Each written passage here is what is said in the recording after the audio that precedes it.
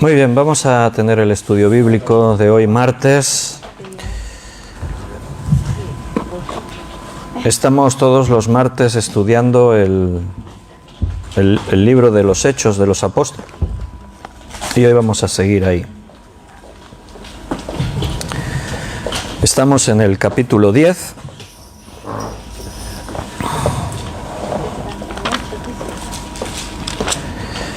Bienvenidos a todos los que estáis aquí, ya nos hemos saludado, hemos estado un ratito alabando al Señor y saludamos a los hermanos que están en internet, los que se conectan en directo al estudio, y también hay muchos hermanos que lo ven en diferido porque por los horarios no pueden estar en directo. Así que mandamos un abrazo para todos, un saludo. Y vamos a hacer una oración para pedir al Señor su dirección, y de esta manera pues vamos a confiar y ponernos en las manos de nuestro Dios, confiando que la Iglesia es la forma en la que Dios obra y Él edifica su Iglesia, lo hace como Él quiere, pero a través de su palabra. Él lo dejó así establecido, que el crecimiento que da Dios viene a través de este estudio, de este alimento espiritual de la palabra, de escuchar la palabra de Dios. Así que vamos a orar y comenzaremos el estudio. Padre, muchas gracias, estamos agradecidos de podernos dirigir a ti así como papá, confiados, sabiendo que tú cuidas de todo lo nuestro, que tú, Señor, estás siempre velando por nuestras vidas. Y por ese motivo sabemos que tu voluntad es que estemos perseverando en tu palabra. Estos días en los estudios, nuevamente, todos los estudios nos llevaban otra vez de una forma u de otra a esta meditación, la necesidad de venir a llenarnos de tu palabra y la contemplación de cuánto poder hay en tu palabra. Desde aquel momento creador en el que tú dijiste y fue hecho, a cuando tú nombraste a tu pueblo y lo llamaste, o cuando nos llamaste a cada uno de nosotros, porque tu palabra dice que muchos son los llamados y pocos los escogidos, y estamos ahí, Señor, nos sentimos escogidos por ti. Gracias porque alguien nos predicó un día, pudimos escuchar el Evangelio, tu voz, y pudimos decir que sí, que queríamos seguirte, que creíamos en Cristo.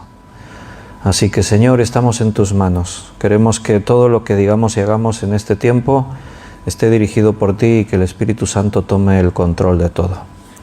Muchas gracias y descansamos confiados, y te lo pedimos todo en el nombre de nuestro Señor Jesucristo. Amén. Muy bien, pues tenéis la Biblia abierta en Hechos capítulo 10. Ya hemos estudiado la primera parte, donde está este centurión romano, Cornelio, a quien Dios envía al apóstol Pedro para que pueda enseñarles. Eso es lo que vimos la semana pasada. Los dos mensajeros que había enviado Cornelio llegan donde estaba Pedro, en la casa del curtidor, al lado del mar. Un Simón, también se llamaba Simón el curtidor. Y entonces Pedro acompaña a estos dos hombres, llegan a casa de Cornelio.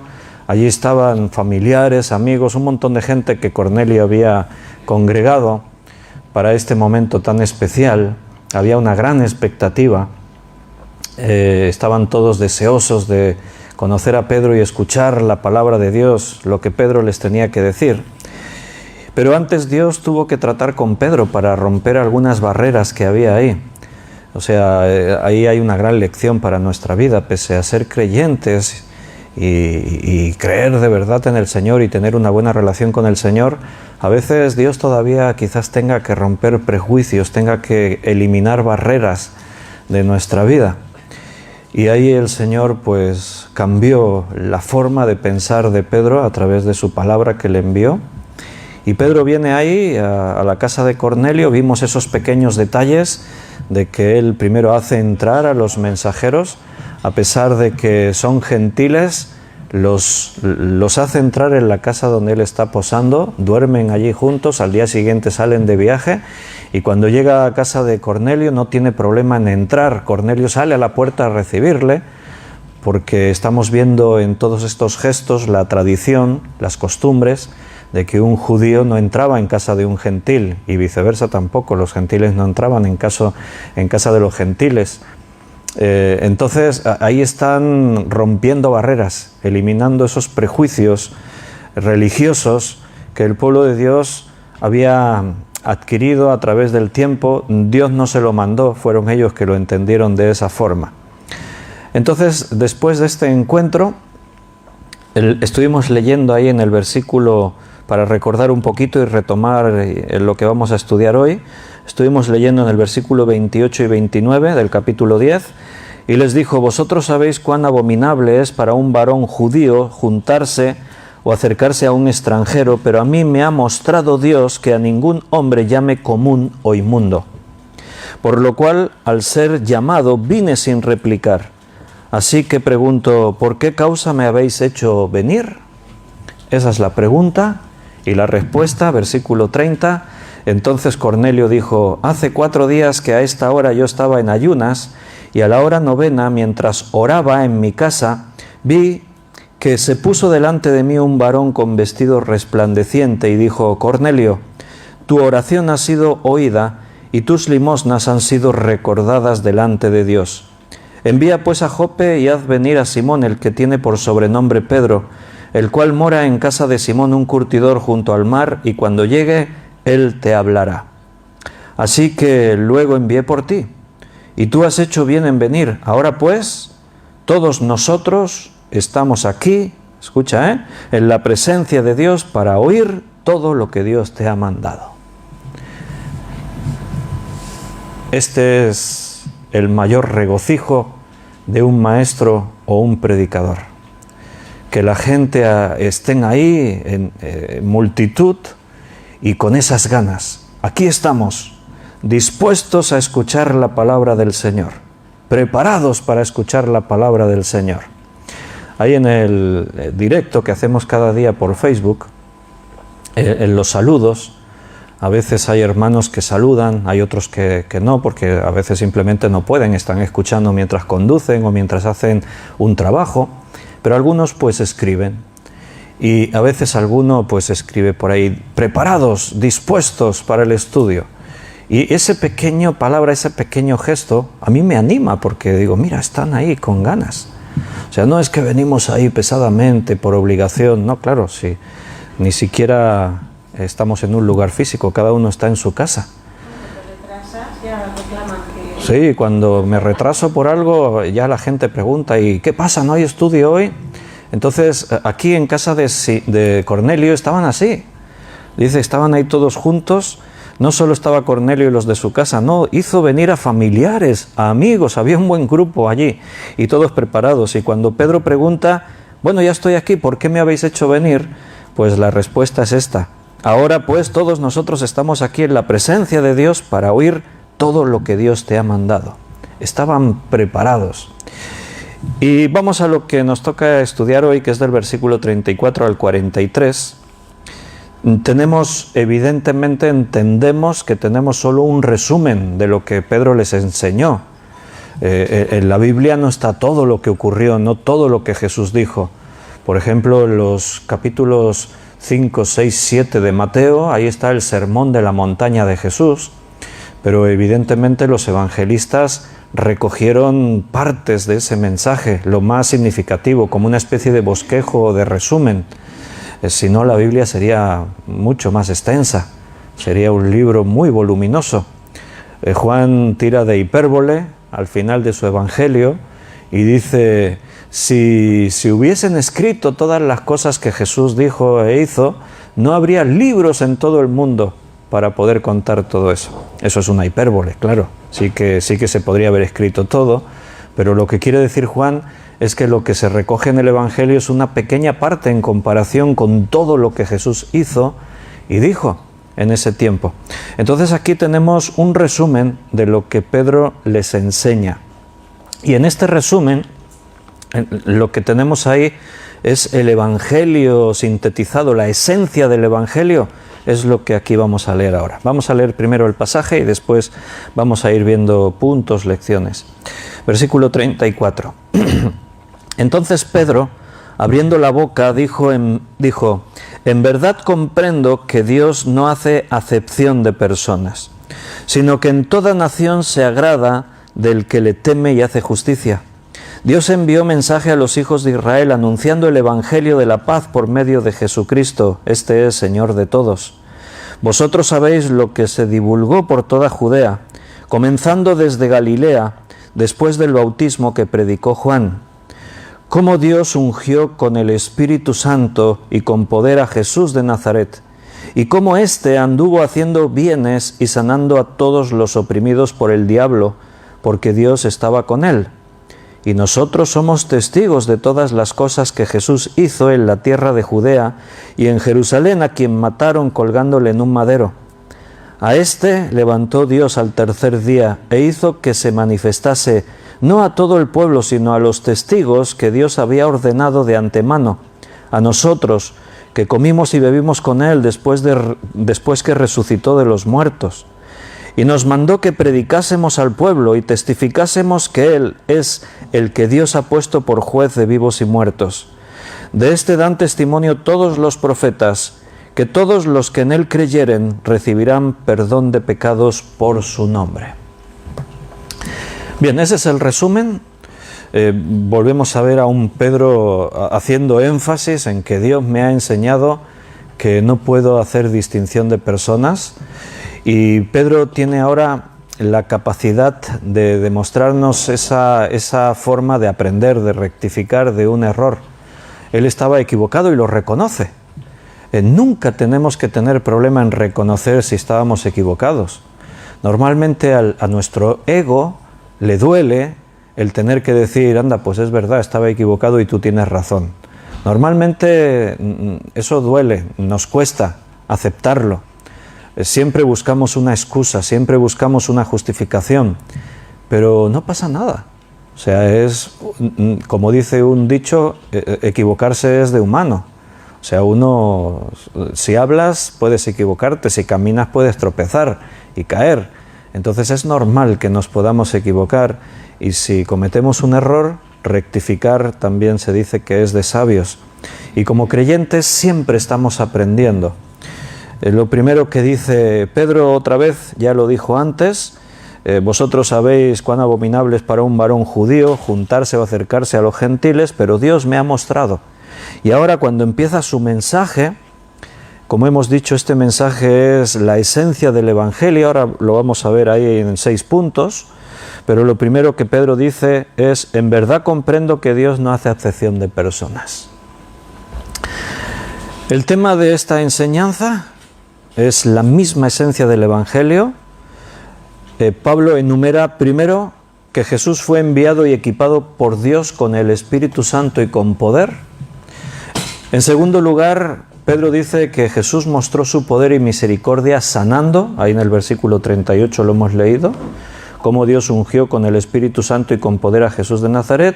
Y punto 2 que hemos citado, y cómo éste anduvo haciendo bienes y sanando a todos los oprimidos por el diablo, porque Dios estaba con él.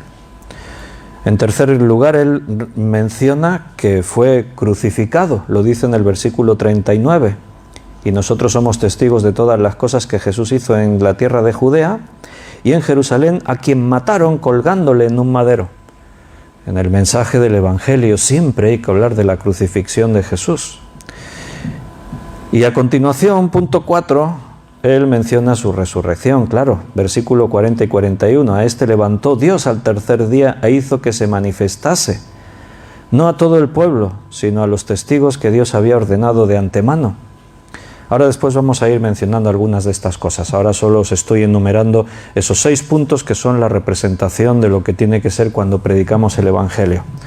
El quinto punto es precisamente lo que en estos 2 versículos también hemos leído, que todos nosotros, los que hemos creído, somos testigos de Jesucristo. Ellos dicen, nosotros fuimos testigos de la resurrección. Nosotros somos testigos por fe que Cristo resucitó, basándonos en las Escrituras, en el testimonio de ellos. Somos testigos de Cristo, cada uno de nosotros, allí donde quiera que vamos y con quien nos encontramos, tenemos que testificar de Jesús.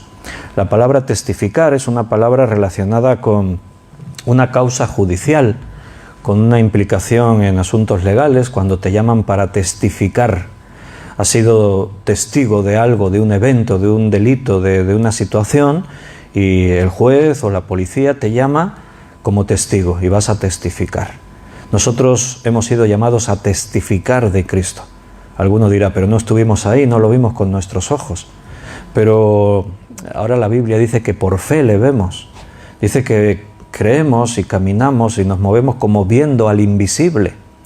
Y hemos visto, eso sí, lo que Dios ha hecho en nuestra vida, en nuestra propia vida.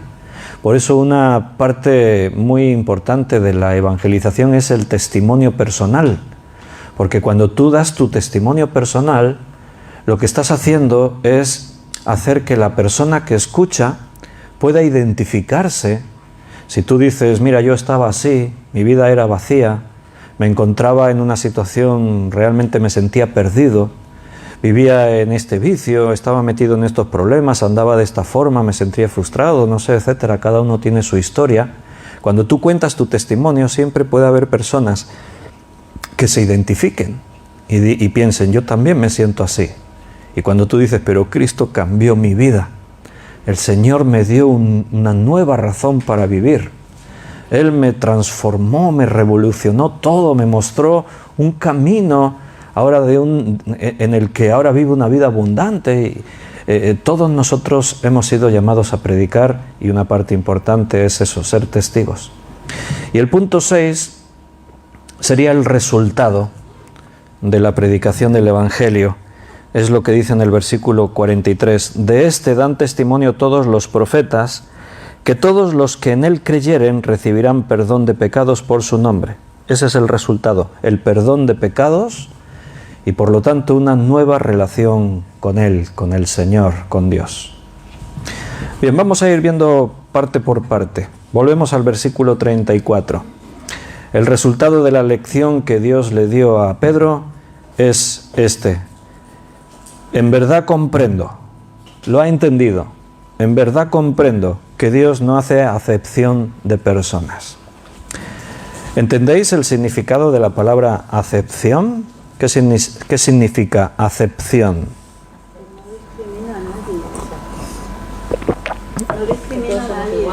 Que no discrimina a nadie, que todos somos iguales. La palabra acepción es una palabra griega. La palabra griega es prosopoleptes. Prosopoleptes se ha traducido al castellano acepción. También lo puedes buscar en el diccionario. Pero esta palabra griega, prosopoleptes o acepción ahora en castellano, significa cuando se exhibe parcialidad, significa tomar partido, significa mostrar favoritismo. O sea, cuando yo digo, este es mi favorito, eso es lo que significa acepción de persona. O sea, yo selecciono y escojo a los mejores. Mis amigos, los más guapos, los más fuertes, los más listos, los más educados, los mejor vestidos. Dice que Dios no hace eso. Dios no escoge a los mejores. Por lo tanto, implica lo que estabas diciendo. Dejas a los marginados, a los más débiles, a los pobres, a los de alguna forma que no tienen mucho que aportar, los dejamos fuera. Pero Dios no hace eso. Dios no escoge a unos y desecha a los otros. Dios no tiene favoritismos. Acepción de personas significa eso.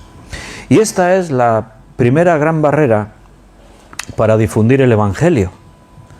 Es la primera gran barrera con la que se encontró la Iglesia al principio. Porque recuerda que lo estábamos comentando el martes pasado. Los judíos vienen con esa mentalidad. Y los primeros cristianos son judíos. Y vienen con la misma mentalidad que durante siglos han estado realmente comiendo cada día. Ellos no se mezclaban con los gentiles.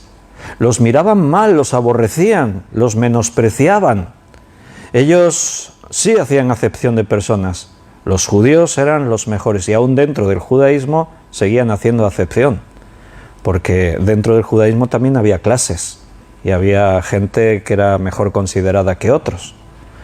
Pero ahora hemos llegado a Cristo y todas esas cosas tienen que cambiar. El pueblo de Israel es el pueblo de Israel, pero no todos creen de verdad. La gran mayoría lo que hacen es vivir una religión. No han tenido una experiencia personal con Dios. Por eso Dios dice, este pueblo de labios me honra, pero sus corazones están lejos de mí. Es un pueblo al que una y otra vez Dios tiene que enviar a sus profetas para reprenderles, para exhortarles, para hacerles llamados como del tipo arrepentíos y volveos a mí. Trata de explicarles que se den cuenta de su grave error, como cuando Isaías dice, ¿no? O Jeremías, ahora se me viene a la cabeza, cuando Jeremías dice, cavasteis para vosotros cisternas rotas que no retienen el agua y me dejasteis a mí fuente de agua viva. Una y otra vez Dios les insistía, les mostraba, les explicaba. ¿Y qué hacía el pueblo de Israel? Mataba a los profetas de Dios. O sea, es la gran paradoja de la Biblia. Aquellos que se llamaban pueblo de Dios no estaban dispuestos a escuchar la palabra de Dios. Había un remanente, claro que sí. Había unos pocos que habían creído de verdad y esos son a los que Dios usaba. Ahora en el Nuevo Testamento parece que esto tampoco cambió. Y en la iglesia de este tiempo que nos toca vivir a nosotros, más todavía.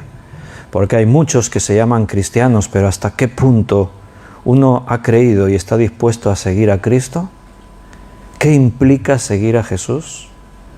Seguir a Jesús no es formar parte de una iglesia y tener una aportación, una asistencia cada vez que me conviene. Ser cristiano es una forma de vida. Vivir a Cristo implica hacer lo que Dios quiere que hagamos, lo que dice su palabra. Y ahora en la primera iglesia nos encontramos con esta primera gran barrera para predicar el Evangelio, porque la intención del Señor, para eso ha llamado a los creyentes, y me seréis testigos hasta lo último de la tierra, es que el Evangelio se extienda de tal manera que llegue a todos, no que se quede ahí todo concentrado en Israel y para los israelitas, no, y me seréis testigos en Jerusalén, en Judea, en Samaria y hasta lo último de la tierra. Pero claro, hay que romper con esas barreras, hay que quitar esos prejuicios. Y aunque Pablo es el apóstol llamado para predicar a los gentiles, con Pablo ya ha tratado el Señor. Pablo está persiguiendo a los cristianos porque cree que esto es un tremendo error, van contra lo que Moisés enseñó, y Dios ya trató con Pablo, y él lo llama para que vaya a predicar a los gentiles, pero escoge a Pedro para que sea el que abra la puerta a los gentiles que entren en la iglesia, y lo hace a través de Cornelio y los que están con Cornelio ahí en su casa. ¿Por qué?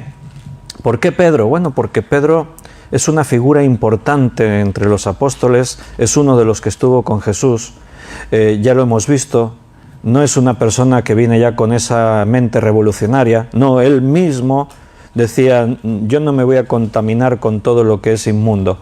Él venía con esa mentalidad, y cuando Dios trata con él y él empieza a cambiar su forma de pensar, qué mejor que esta persona sea el adecuado para llevar el Evangelio. Cuando queremos alcanzar con el mensaje del Evangelio a grupos bien religiosos o grupos culturales, sociales, en fin, diferentes clases de grupos, el Evangelio llegará con más fuerza cuando son los del propio grupo los que predican el Evangelio. Por ejemplo, si queremos ganar al mundo musulmán con la predicación del Evangelio, ganarlo para Cristo, tienen que ser musulmanes predicando a Cristo. Porque si yo voy a predicar a los musulmanes, me van a ver pues como un hereje, como un infiel, como una persona al que no hay que prestarle atención. Pero si podemos ganar para Cristo a uno, ese se convierte en un misionero dentro de su propio pueblo. Porque éste conoce su pueblo, sabe las formas, sabe cómo hablar, sabe cómo llegar a ellos, cómo comunicarse, como vemos que pasaba al principio del cristianismo. Cuando escuchamos a Pedro predicar el día de Pentecostés, ¿sobre qué está predicando Pedro? Sobre el Antiguo Testamento. Cuando vemos a Esteban predicando en su defensa, le vemos citando las Escrituras. Entonces los judíos estaban escuchando no palabras que no conocían, no, estaban escuchando lo que ellos una y otra vez escuchaban repetirse a diario en las sinagogas. Entonces así es como llegamos con el mensaje del Evangelio. Pero hay prejuicios y son serios. Esto provocará el primer concilio de la Iglesia, que ya lo veremos en el capítulo 15, todavía no hemos llegado. Ese conflicto judío-gentil es la primera gran barrera para que el Evangelio se pueda extender por toda la tierra, pero Dios está usando ya a personas para que rompan con esos prejuicios y uno de ellos es Pedro. ¿Dónde nos encontramos nosotros hoy? ¿En qué punto estamos? ¿Hay prejuicios dentro de la Iglesia? ¿Nos encontramos con barreras de algún tipo así, religiosas, culturales, de un tipo o de otro? De alguna forma, una cosa muy evidente que se ve en las iglesias es la fractura que se creó en la unidad de la Iglesia a raíz del surgimiento de múltiples denominaciones. Estoy hablando de la Iglesia evangélica. A día de hoy todavía muchos no lo tienen claro qué es eso. El otro día una hermana me preguntaba por Messenger qué diferencia hay entre los evangélicos y los protestantes. Entonces pues yo le tuve que explicar. Denominaciones evangélicas, en el mundo hay más de 25.000 denominaciones evangélicas. Y eso crea división, crea fractura, crea prejuicios. Porque si yo voy a una iglesia, voy a una ciudad que no conozco y busco una iglesia, voy a ver dónde hay una iglesia y veo una iglesia que ponga un letrero, que ponga iglesia pentecostal. Digo, yo ahí no entro, yo no soy pentecostal. O al revés, llego y veo iglesia bautista y digo, yo no voy ahí, que los bautistas son muy aburridos, yo voy a buscar una pentecostal. Estamos creando prejuicios con nuestras diferentes formas de identificarnos. Pablo a los corintios les tiene que hablar así. He oído entre vosotros que unos dicen yo soy de Pablo, otros dicen yo soy de Apolos, otros decían yo soy de Pedro, y algunos dicen yo soy de Cristo. Menos mal que había algunos que decían somos de Cristo, pero en ese caso también era negativo, porque también eso provocaba la división entre los demás. Y Pablo tiene que tratar con ellos. ¿Acaso os habéis bautizado en el nombre de Pablo, algunos? O sea, ¿habéis creído en el Evangelio por mí o por Cristo? O sea, les tiene que explicar eso. Hoy en día, pues, de alguna forma, se hace esto. No, yo soy luterano. No, yo soy de asambleas. No, yo soy carismático. Pablo les dice a los corintios, es que no somos todos de Cristo. Está bien, se entiende que a veces para tener una identidad, incluso legal, puede haber estos nombres. Está bien, yo lo comprendo. Pero eso no tiene que ser un prejuicio para separarnos. Eso no tiene que ser una barrera para mirar con recelo al otro porque yo soy el que tiene la razón y aquel está equivocado. No, tenemos que derribar muros. Tenemos que mostrar al mundo que la Iglesia de Cristo es un solo cuerpo. En el Nuevo Testamento no existían denominaciones. Las iglesias tenían el nombre de la ciudad en la que estaban. La iglesia de Éfeso, la iglesia de Colosas, la iglesia de... Y cada lugar, esa era la iglesia. Ahora ya para empezar, en un lugar no hay una iglesia, hay un montón de iglesias. No es el Espíritu de Dios el que de pronto, a veces pasa, estás aquí en tu ciudad y de pronto te enteras que hay un grupo que se está reuniendo en una casa. Y dices, anda, pues no sabíamos nada. ¿Por qué? Porque lo normal, el Espíritu de Dios, si trae a uno de sus siervos a una ciudad donde hay cristianos, lo que es propio de parte del Señor es que esa persona va a buscar a donde están los cristianos. Y habla con la iglesia, le dice, hermanos, Dios me trajo hasta aquí, hasta este lugar. Él tiene propósitos, Él me trajo aquí, ahí estoy a disposición de la iglesia. Pero no, de pronto es como algo furtivo. Llegan gente y se infiltran en las ciudades, en los pueblos, por ahí, crean sus propios grupos. Te enteras ahí de casualidad que hay ahí algunos. Y de pronto sabes que gente de la iglesia les están invitando, vente con nuestro grupo, vente con nuestro grupo. Hay pastores que a eso le llaman robar ovejas, me están robando las ovejas. Nunca me preocupó eso. O sea, nunca he utilizado yo esa expresión, me han robado una oveja, ¿no? Porque las ovejas, para empezar, no son mías, son del Señor. Y yo tengo el encargo sobre ellas, sí, claro, tengo una responsabilidad, pero las ovejas siguen siendo libres. Si se quieren ir a otro rebaño, yo confío en que si las ovejas están bien instruidas en la palabra, estarán donde tienen que estar y escucharán la voz que tienen que escuchar. Si alguna oveja se la llevan ahí fácilmente, pues quizás es que no tenía un fundamento adecuado, quizás es que no tenía esa instrucción. Pero no es mi mayor preocupación. Me preocupa que una persona sea seducida, engañada o sea llevada a un lugar donde se tengan esas actitudes, porque esas actitudes no son de Dios. Dios nos llama a la unidad, no nos llama a la división. No hace mucho por WhatsApp me escribe una persona y me dijo, me llamo tal, hace poco que estoy aquí en esta ciudad, en Valls, y le estoy preguntando por el antiguo local que tenían en calle San Antonio. Antes de estar aquí nosotros estábamos en un local pequeño en calle San Antonio. Entonces dice, porque queremos empezar una iglesia y preguntaba si ese local lo alquilaría, no está disponible. Entonces yo le escribí un comentario bastante largo, explicándole todo eso.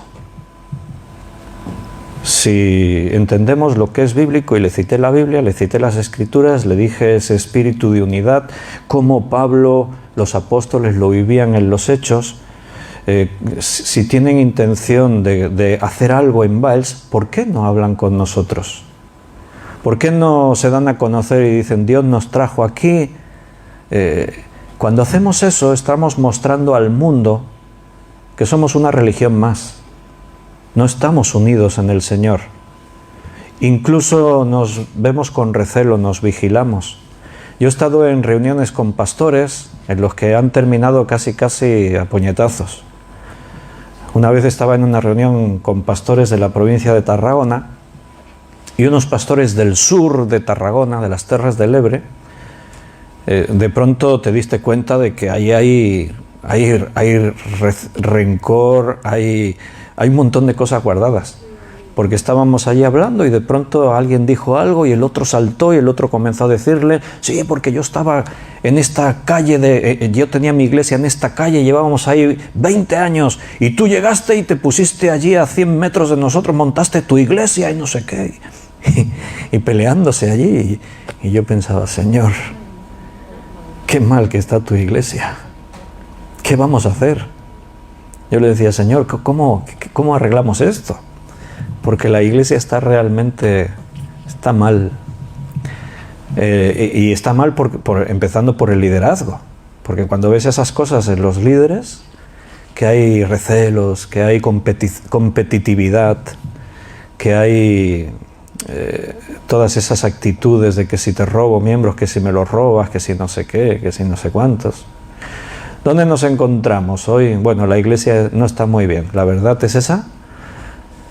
Y aún el mundo, que al final es lo peor, influencia también a la iglesia, porque yo he visto dentro de iglesias que, por ejemplo, aquí en Cataluña, con el tema político del independentismo o no independentismo, pues hay gente en la iglesia susceptible a eso y hay hermanos que se enfrentan unos con otros por ese tema. Cristo fue muy claro. A César lo que es de César y a Dios lo que es de Dios. No te metas en política, tenemos un llamado, tenemos una misión. Si a mí me preguntan, ¿y tú cómo ves el independentismo? Pues normalmente esquivo la polémica porque... Y les digo, y personas no creyentes que saben que soy cristiano y me han preguntado a veces, y personas con poder, o sea, personas de la Generalitat me han llegado a preguntar. Conozco a personas que están en el gobierno de la Generalitat de Cataluña y me han preguntado a veces, y mi respuesta ha sido esa. Dios me llamó a otra cosa, a predicarle a Él, a predicar el Evangelio. Yo predico a Cristo y ahí aprovecho y le doy testimonio. Pero Dios no me llamó para posicionarme, estoy en contra, estoy a favor, porque eso crea conflicto y crea división aún dentro de la iglesia. En las iglesias hay independentistas y hay no independentistas, y es lícito que cada uno pueda pensar lo que quiera, pero tienes una misión, que es predicar a Cristo, buscar la unidad de su iglesia y que el mundo vea esa unión, no la fractura. Ahora en la iglesia estamos viendo otros movimientos que se introducen dentro de la iglesia y crean divisiones, crean fracturas. Los movimientos LGTBI también están en las iglesias. Hay grandes denominaciones, la iglesia luterana, en los países nórdicos, han dicho, nosotros nos declaramos LGTBI, o sea, aceptamos estos movimientos.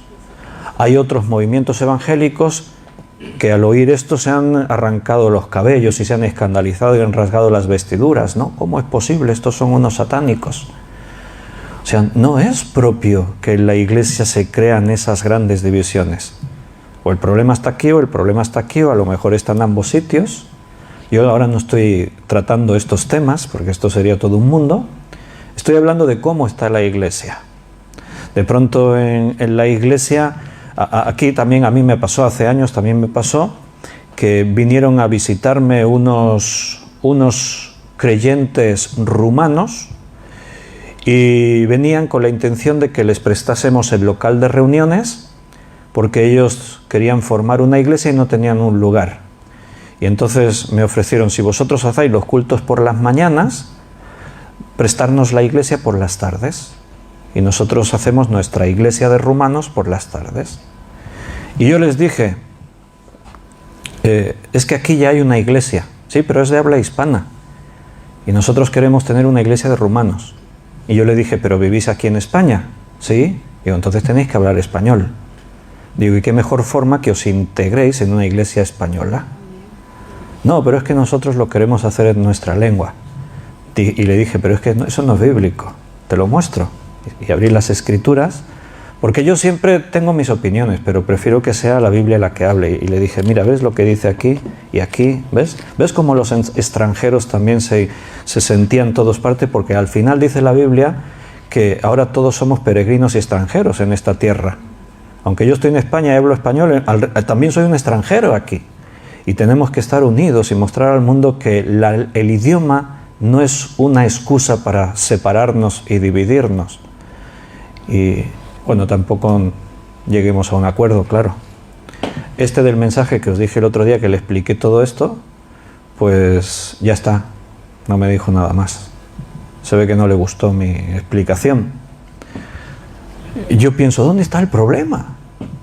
Si servimos a Cristo, si nuestra motivación es la misma, si yo voy a un lugar y hay creyentes, es que voy a ir a buscar a esos creyentes.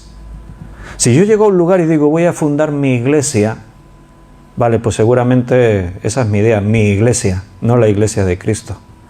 Porque la iglesia de Cristo es Cristo quien la funda, y nosotros somos miembros todos unos de otros.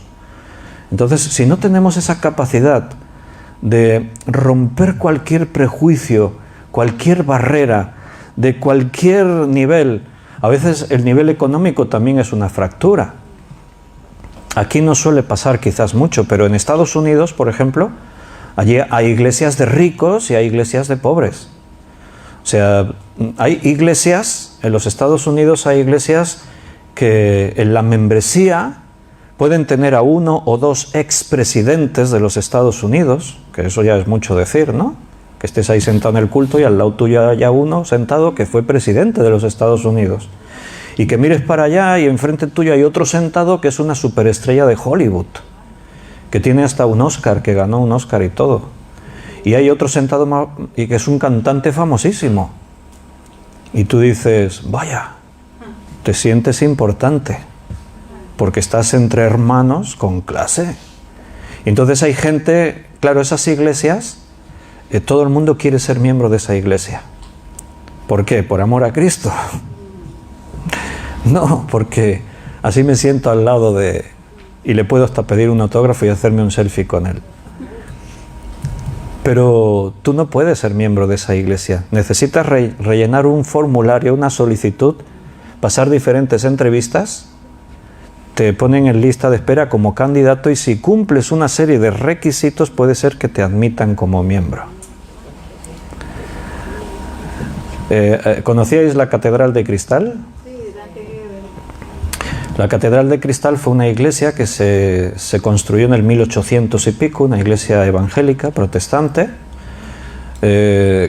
No sé al principio si era bautista, no sé, fue una iglesia... ¿Cómo? En Estados Unidos, sí.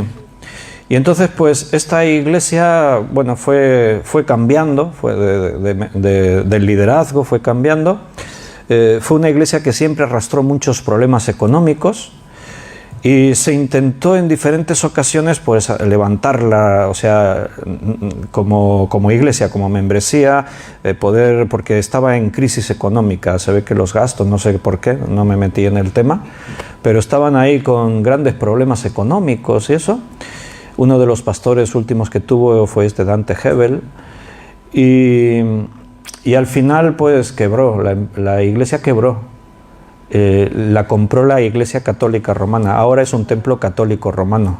Ahora desde hace ya años, hace unos años, no sé si en el 2012 o por ahí. Pero era una iglesia de prestigio, la Catedral de Cristal. Iba gente famosa. Y entonces, pues, hay iglesias para ricos, hay iglesias para pobres.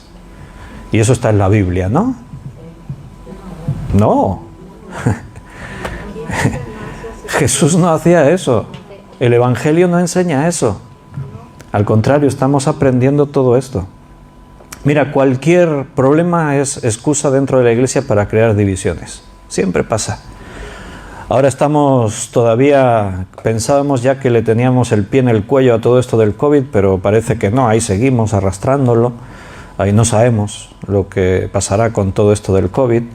Pero cuando comenzó todo esto del COVID, pues el COVID también fue un motivo de división, de fractura, de opiniones distintas.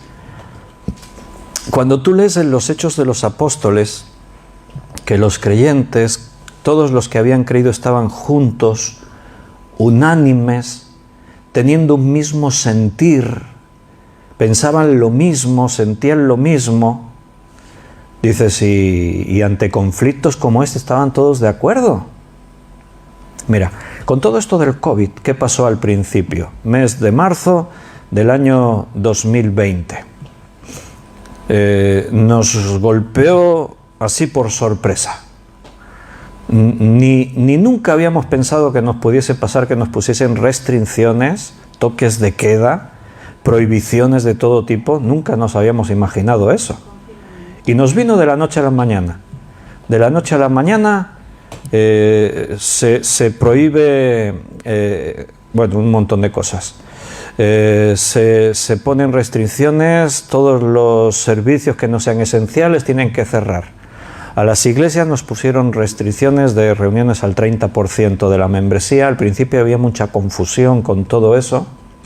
Tanta era la confusión que a veces ni la propia policía sabía el qué, porque aquí vinieron al principio, en el mes de marzo, estábamos, nada, éramos 8 o 10 personas, porque había mucho miedo y desconocimiento y todo. Y yo dije, no, pero tenemos que seguir haciendo reuniones, así es lo que nos permitan, pero tenemos que seguir. Y lo hacemos por internet. Ese fue el comienzo de lo que ahora estamos haciendo cada día. Y estábamos aquí, y de pronto se oyó ahí, jaleo por la puerta, y salió un hermano, y me hicieron señas. No sabían qué hacer los hermanos, y es que había como 8, 10 o 12 policías ahí en la puerta. Vinieron las Fuerzas Armadas. Y entonces al final tuve que salir yo. Se quedó aquí la transmisión en directo, vacío esto, tuve que salir yo. Y había un mosso de escuadra, un policía catalán de la autonomía, y me dice, ¿no sabe que está prohibido esta actividad que están haciendo? Y digo, ¿cómo que está prohibida? Y entonces yo le dije, no, según el artículo 16 del Real Decreto de fecha tal, los cristianos evangélicos tenemos autorización para reunirnos al 30% de nuestra membresía. Dice, ¿qué artículo es ese?, me dice el policía. Y yo lo miré y digo, ¿eres policía y no lo sabes? Digo, ¿me estás preguntando a mí? Digo, pues tendrías que estar informado. ¿Pero cuántos hay aquí reunidos? Ya fue cambiando, ¿no? Digo, mira, estamos un grupito, no sé si llegamos a 10, y estamos principalmente porque estamos retransmitiendo para los que no pueden venir por internet. Y el otro mozo, había otro policía al lado, y al oírme que éramos 10, dice, ¿solo estáis 10? Digo, sí. Y le hace al otro un gesto así como, vámonos, le dice. Y al final se fueron, claro, pues sí. Mucha confusión, pero en las iglesias se infundió el miedo, el pánico. No, es que se está muriendo la gente de COVID, y si nos reunimos y nos contaminamos, y si no sé qué, y si... Pero, ¿cuál era la postura bíblica ante todo eso? Porque para estar todos unánimes, juntos, teniendo un mismo sentir, tenemos que sobrepasar nuestros puntos de vista, nuestros miedos, nuestras opiniones personales, y tenemos que coincidir todos en lo que el Señor nos dice. Porque si no es imposible. Para la Iglesia de los Hechos era imposible que todos estuviesen unánimes, con un mismo sentir y pensando una misma cosa. Eso humanamente es imposible. Eso ocurre cuando tú te fundamentas y te basas en la Escritura, y cuando tu confianza y tu fe es en el Señor. O sea, el planteamiento, ¿cuál es? Bueno, yo entiendo, hermanos, que tenemos que ser prudentes, que tenemos que respetar a las autoridades, someternos a ellas y obedecerlas, pero no podemos dejar de predicar el Evangelio, no podemos dejar de reunirnos, porque ante la dificultad, si somos los primeros en decir vamos a cerrarlo todo, ¿qué imagen, qué testimonio estás dando al mundo? ¿Qué es lo que ha hecho el gobierno? Yo me he quejado a veces, y lo he hecho así por redes sociales, de que se permitía el aforo a los teatros, a los cines y a los espectáculos al 50% y a las iglesias nos dejaban en el 30%. ¿Qué quiere decir eso? Que a los ojos del gobierno no solo es que no somos esenciales, es que estamos por debajo incluso del ocio, del entretenimiento. Y si los cristianos evangélicos somos los primeros en decir sí, vamos a cerrar, pues es que quizás no creemos realmente en el mensaje que estamos transmitiendo. Porque uno de los argumentos que yo decía es que en la antigüedad, cuando la humanidad era azotada por las pestes, como la peste negra, lo último que se cerraba eran las iglesias. La gente se iba a las iglesias a refugiarse, a suplicarle a Dios por esta plaga que nos ha venido. En este siglo XXI, cuando viene una epidemia, lo primero que hacemos es cerrar las iglesias. Todos en casa seguros, que a ver si nos vamos a contagiar. Y hemos podido dar testimonio que esta iglesia no cerró nunca las puertas, solamente 15 días que por ley dijeron lo cerramos todo absolutamente, solo se dejó abierto los supermercados y las farmacias y no sé qué más, y respetemos porque seguimos por internet, pero después lo hemos abierto siempre, nunca se cerró, nunca dejamos de reunirnos. Y podemos decir, hasta aquí nos acompañó el Señor, porque no hubo contagios internos, no hubo que poner a la iglesia en cuarentena. Dios nos protegió, Dios nos libró. Está bien tener opiniones, está bien y son respetables. Está bien que uno tenga un punto de vista político y el otro vea un problema desde su perspectiva. Pero más allá de eso, tenemos que tener un mismo sentir. ¿Cómo hacemos eso? En el Señor, sobre la Escritura. Porque si no, nunca estaremos de acuerdo. Unos dirán una cosa y otros dirán otra. En todo esto del COVID, en el grupo, estoy en varios grupos de pastores y te veías la fractura de unidad y de fe que hay siempre en alguno de estos casos. En el grupo un pastor decía, pues nosotros seguiremos abriendo la iglesia. Y otro pastor escribía y le decía, porque vosotros sois unos insolidarios, unos temerarios y vais contra no sé qué y contra no sé cuántos, y el otro se defendía, insultaba a este y este le insultaba a él. Cuando tú ves eso en los grupos de los pastores, más allá de quien tenga razón, dices, no estamos donde tenemos que estar. Porque la Iglesia de Cristo en los problemas se unía y se hacía más fuerte. Ahora los problemas del mundo nos dividen, nos separan. Quiere decir que no estamos bien, no estamos en el Señor, no estamos empapados de la palabra, que al final es lo que nos une. Para pensar todos lo mismo tenemos que tener todos el mismo pensamiento. La mente de Cristo, dice el apóstol Pablo. Si no pensamos como Cristo, pensamos cada uno como quiera, y eso nos separa. El primer problema de la Iglesia para que el Evangelio se extienda es ese prejuicio de gentiles y judíos, y eso es lo que Dios hace primero, tratar con ese problema, porque aquí hay que derribar murallas, hay que tirar abajo todo aquello que puede dividir a los cristianos y puede impedir que el Evangelio llegue a toda criatura, que es el propósito de Dios. Dice en el versículo 35, sino que en toda nación se agrada del que le teme y hace justicia. Pedro ha entendido esto. Toda nación. Y fíjate que no dice toda religión, que no estamos hablando de eso. No estamos haciendo un llamado al ecumenismo. No os equivoquéis. No estamos diciendo hay que romper prejuicios y tenemos que unirnos las religiones. Ese no es el estudio de hoy. Estoy diciendo nos tenemos que unir los cristianos. Las religiones no. Porque ¿qué comunión puede tener la luz con las tinieblas? ¿Qué comunión puede tener Dios con Baal? Eso lo enseña la Biblia.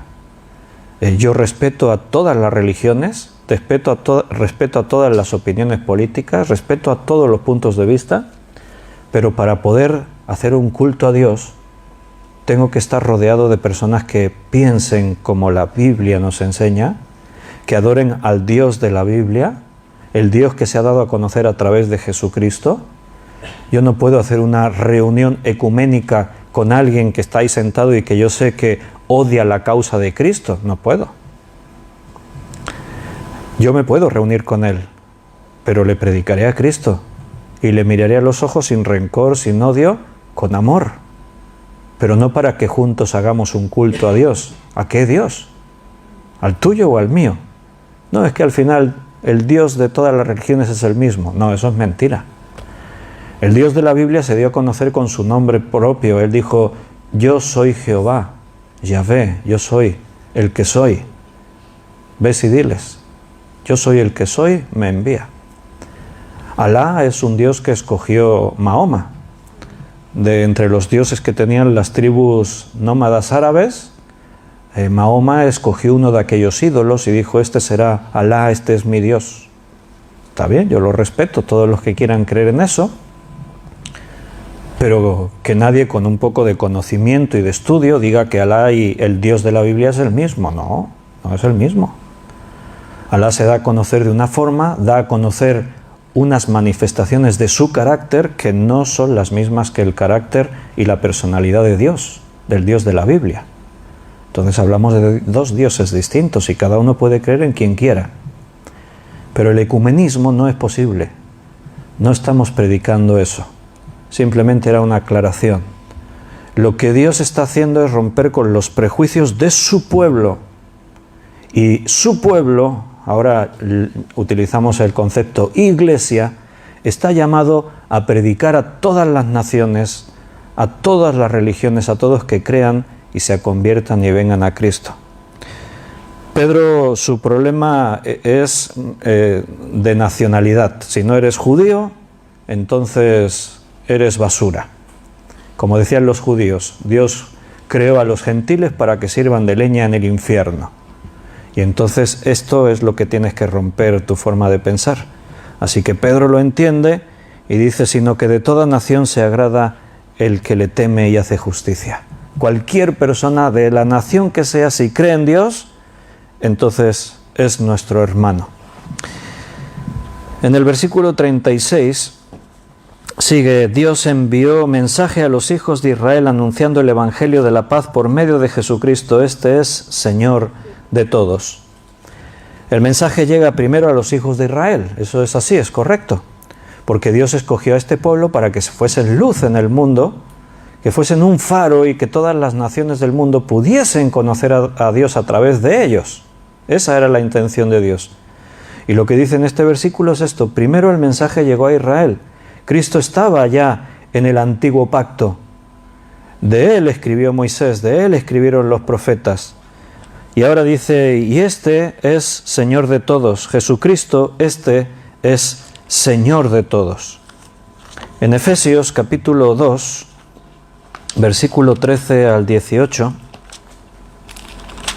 Efesios 2, del 13 al 18 dice, pero ahora en Cristo Jesús vosotros, que en otro tiempo estabais lejos, habéis sido hechos cercanos por la sangre de Cristo.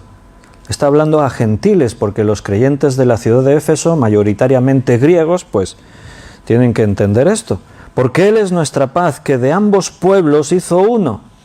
Ahora vosotros, que en otro tiempo estabais lejos, habéis sido hechos cercanos, y ahora de judíos y gentiles, Dios ha hecho un solo pueblo, un mismo pueblo, derribando la pared intermedia de separación. ¿Notas? Había una barrera, había una pared, había un muro de prejuicio que Dios derribó para que ahora judíos y gentiles seamos un solo pueblo. Aboliendo en su carne las enemistades, la ley de los mandamientos, expresados por ordenanzas para crear en sí mismo de los dos un solo y nuevo hombre, haciendo la paz y mediante la cruz reconciliar con Dios a ambos en un solo cuerpo, matando en ella las enemistades. Y vino y anunció las buenas nuevas de paz a todos los que estabais lejos y a los que estaban cerca, porque por medio de Él, de Cristo, los unos y los otros, tenemos entrada por un mismo Espíritu al Padre. Vuelvo a estar en Hechos 10, 37. Vosotros sabéis lo que se divulgó por toda Judea, comenzando desde Galilea, después del bautismo que predicó Juan. Fíjate cómo Pedro está hablando de hechos. No habla por hablar. Lo que Pedro dice se puede comprobar. Y da datos concretos de lo que ha ocurrido. Vosotros sabéis, ¿qué es lo que sabemos? Que se divulgó este mensaje primero por toda Judea, comenzando desde Galilea. O sea, comienza en Galilea, se extiende por toda Judea, después del bautismo que predicó Juan. Datos concretos. ¿Será esto así? Se puede comprobar, vamos a verlo. Lucas capítulo 4, versículo 14. Lucas 4:14. A ver si es verdad lo que está diciendo Pedro o él simplemente habló porque quedaba bonito decirlo así de esa forma. 4:14. Y Jesús volvió en el poder del Espíritu a Galilea y se difundió su fama por toda la tierra de alrededor. Pues parece que sí, Cristo empezó en Galilea a predicar estas cosas. Versículo 37. Y su fama se difundía por todos los lugares de los contornos. Desde Galilea la fama de Jesús empezó a extenderse por los contornos, los alrededores. Versículo 44. Y predicaba en las sinagogas de Galilea. Ahí está, en Galilea, ahí está empezando, como Pedro ha dicho. Vosotros sabéis que todo esto empezó en Galilea, se extendió por Judea. ¿Y se extendió por Judea o se quedó ahí en Galilea? A ver, vamos un poquito más adelante. En Lucas capítulo 7, versículo 17. Y se extendió la fama de él por toda Judea y por toda la región de alrededor. Anda, pues mira, justo lo que Pedro les está diciendo a los gentiles que están con Cornelio. Lucas 9:6. Y saliendo pasaban por todas las aldeas anunciando el Evangelio y sanando por todas partes. Parece que la cosa seguía extendiéndose ya desde Galilea, por Judea, y sigue extendiéndose por todas partes. Mira en Lucas 23:5. Pero ellos porfiaban diciendo, alborota al pueblo, enseñando por toda Judea, comenzando desde Galilea hasta aquí.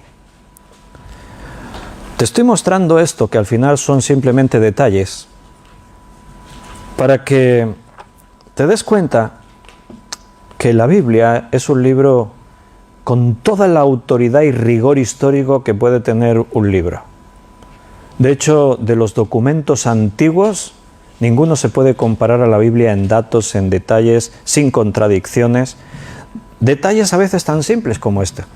Si el testimonio fue en este orden y Pedro lo dice en este orden, es que Pedro realmente está hablando con coherencia, con fundamento, y hay una armonía total en lo que la Biblia dice.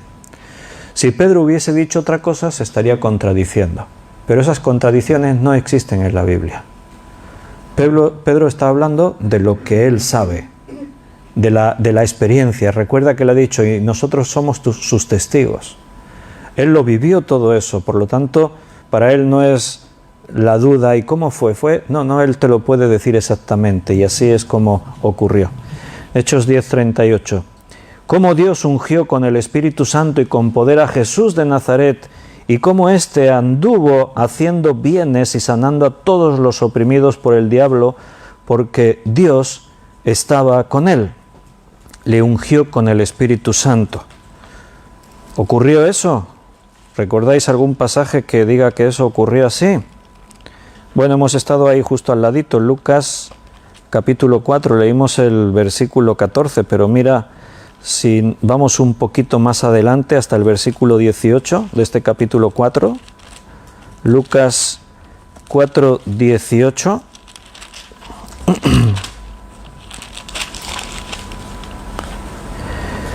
El Espíritu del Señor, dijo Jesús, está sobre mí, por cuanto me ha ungido para dar buenas nuevas a los pobres, me ha enviado a sanar a los quebrantados de corazón, a pregonar libertad a los cautivos y vista a los ciegos, a poner en libertad a los oprimidos del diablo, a predicar el año santo agradable al Señor. Y enrollando el libro, lo dio al ministro y se sentó, y los ojos de todos en la sinagoga estaban fijos en él.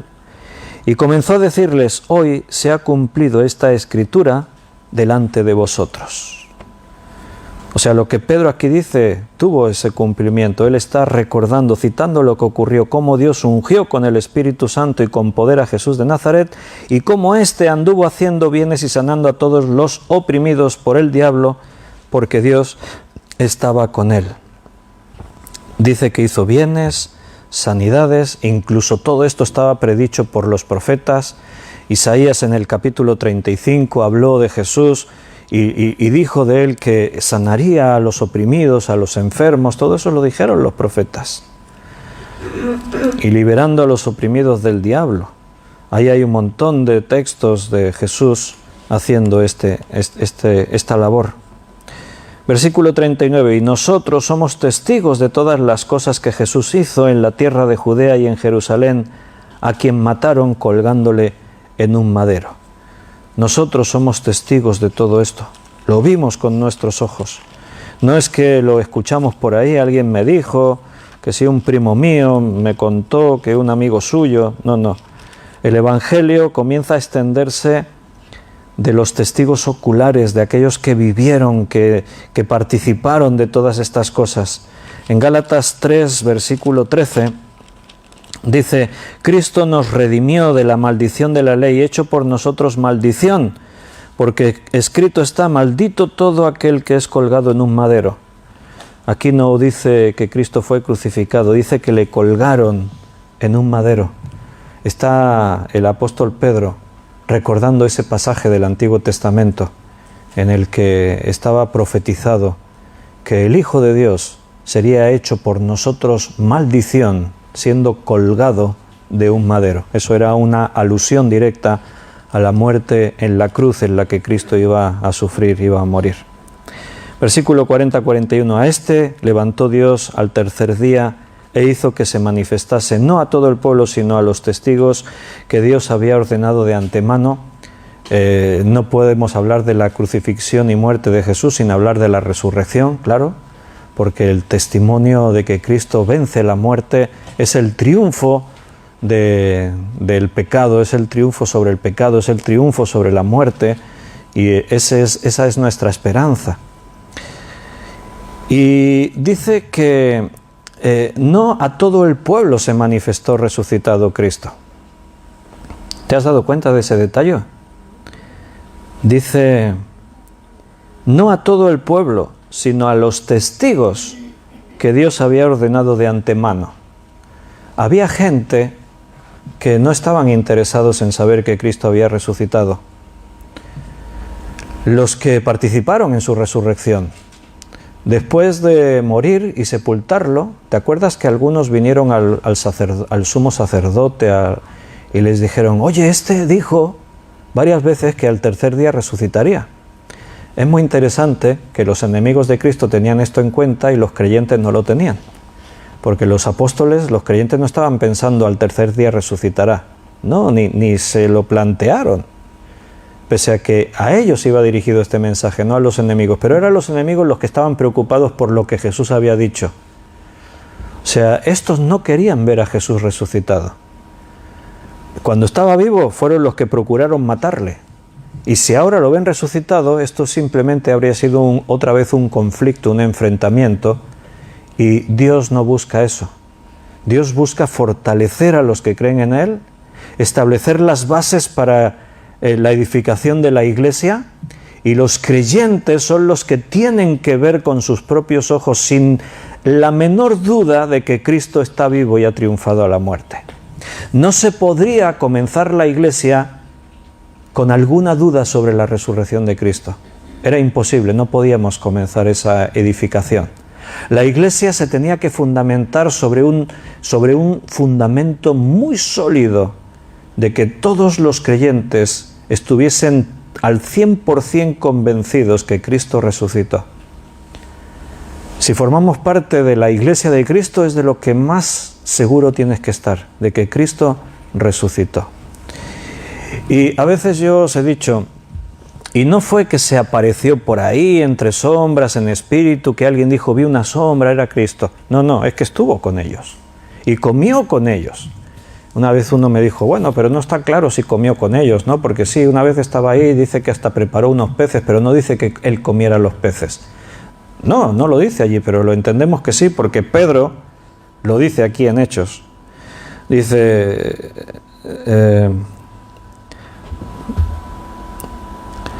¿dónde estaba? Que me he perdido, espérate.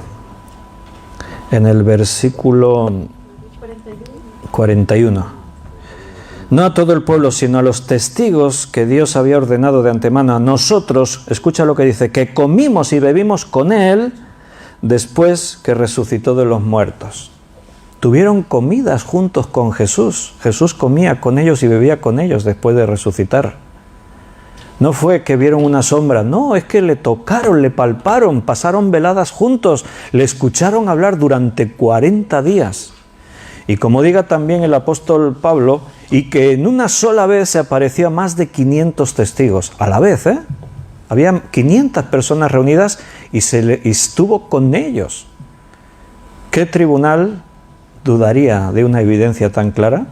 Si los tribunales nuestros actuales, con el testimonio de una o dos personas, dictan sentencias en firme, pues imagínate ante un hecho que yo diga, puedo traer 500 testigos.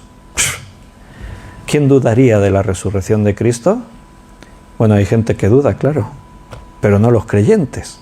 Tienes que estar convencido al 100%.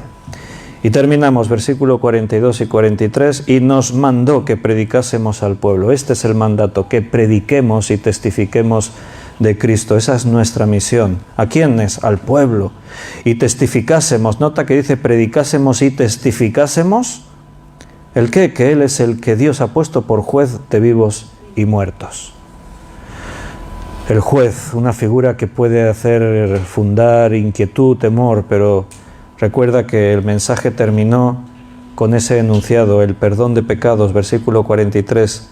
De este dan testimonio todos los profetas, que todos los que en Él creyeren recibirán, ¿el qué? Perdón de pecados por su nombre.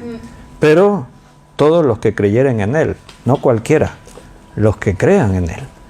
Por eso hay que predicar a toda criatura que crean en Jesucristo para perdón de pecados. Bueno, queridos hermanos, lo vamos a dejar aquí el estudio bíblico. Y nos despedimos de los hermanos que están en internet, en el directo. Los que estamos aquí vamos a tener un ratito de oración, pero a todos los demás nos emplazamos ya para mañana, miércoles a las 9 de la noche, tendremos otro estudio bíblico en directo por Facebook. Un abrazo, hasta mañana.